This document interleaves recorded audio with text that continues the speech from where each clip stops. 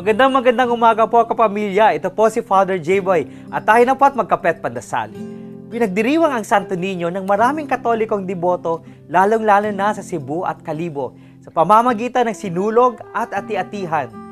Pagkaman ito ay isang pagdiriwang ng pagdating ng Kristyanismo sa ating bansa, meron tayong matututunan sa tradisyong ito.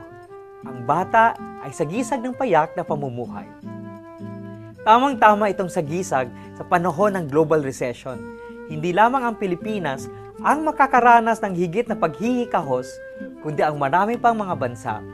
Marami ang mawawala ng trabaho at maraming magugutom dahil maraming ekonomiyang babagsak.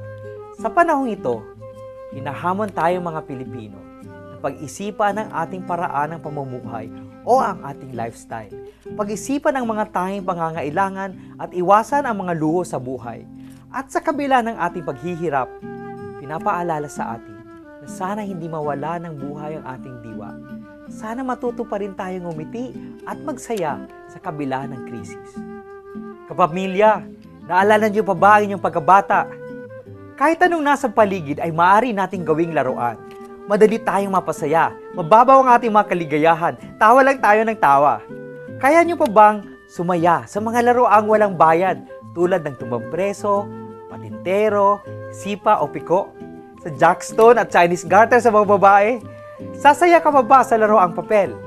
Pagdasal natin na hindi tayo mawala ng saya sa kabila ng paghihirap at buhayin ang pag-asang maaari pa rin nating abutin ang anumang pangarap.